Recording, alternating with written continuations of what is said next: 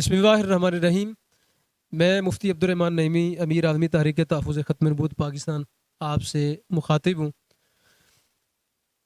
ہماری آج کی یہاں پہ ختم نبوت سینٹر کے اندر احباب کے ساتھ میٹنگ ہوئی کہ یہ جو رضا نامی گستاخ مرتد ہے جس کا تعلق گجرات کے ساتھ ہے، اب وہ جرمنی کے اندر موجود ہے، اور آپ تقریباً کافی لوگ جو ہیں اس سلسلے میں آگاہ ہیں کہ یہ بندہ جو ہے انتہائی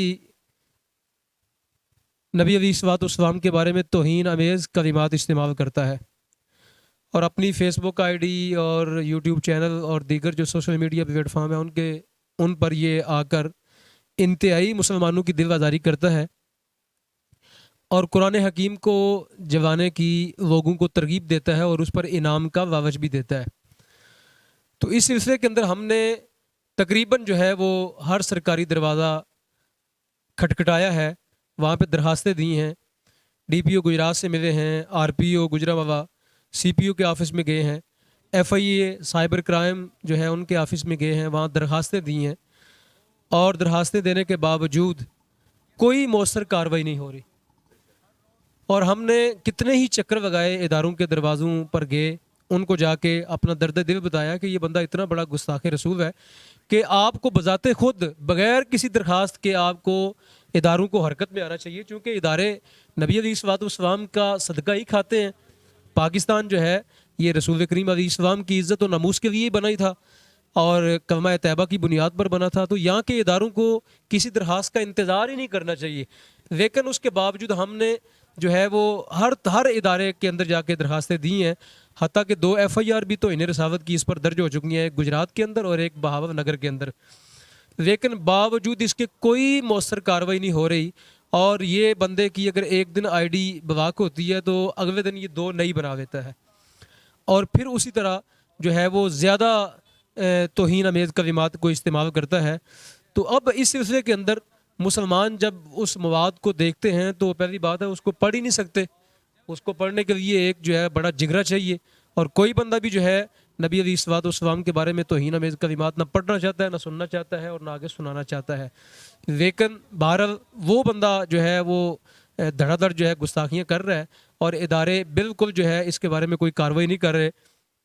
حتیٰ کہ ہم نے سفارت خانوں کے اندر بھی میلز کی ہیں، اور جرمن سفارت خانے کے اندر، پاکستان کے اندر جو کونسل خانے ہیں ان کے وہاں پہ، اور دیگر جہاں جہاں یہ فورم ہو سکتے ہیں، ہم نے ہر ایک کو میل کر کے آگاہ کیا ہے، لیکن کسی طرف سے کوئی جواب رسپانس کچھ بھی نہیں ہو رہا۔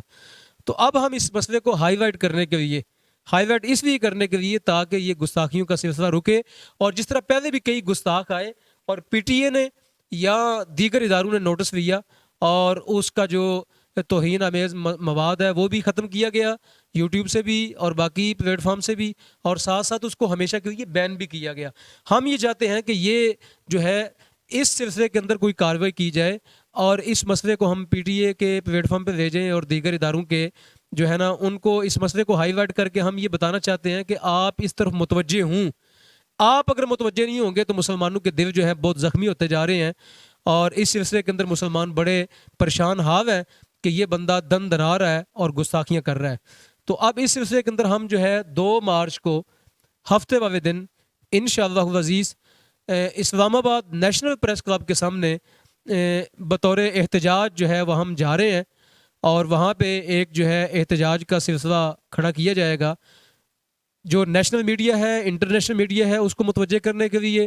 پی ٹی اے کے دفتر بھی جائیں گے، وہاں پہ بھی کوئی یادداشت پیش کریں گے، اور وہاں کے جو علماء کرام ہیں ان کو متوجہ کریں گے، اداروں کو متوجہ کریں گے، اور وہاں پہ نیشنل پریس کلب کے سامنے جو ہے بھرپور قسم کا احتجاج ہوگا۔ یونیورسٹیز کے لڑکے آئیں گے، کالجز کے لڑکے آئیں گے، مدارس کے لڑکے آئیں گے وہاں پہ،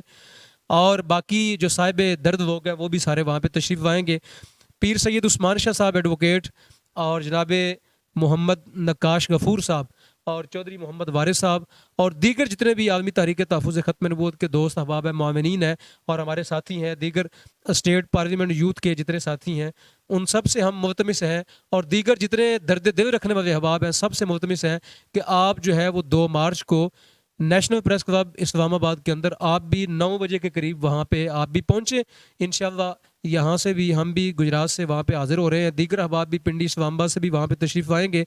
اور وہاں پہ اس مسئلے کو جو ہے وہ میڈیا کو بتایا جائے گا کہ یہ کتنا بڑا گستاخ رسول ہے، اور کوئی ادارہ اس کا نوٹس لینے کے لیے تیار نہیں ہے۔ ہمارا اصل جو مطالبہ ہے وہ اداروں سے ہے کہ ادارے کیا کر رہے ہیں۔ اداروں کو چاہیے کہ وہ اپنے حصے کا کام کریں اور وہ اپنی تنہاؤں کو حوال کریں اور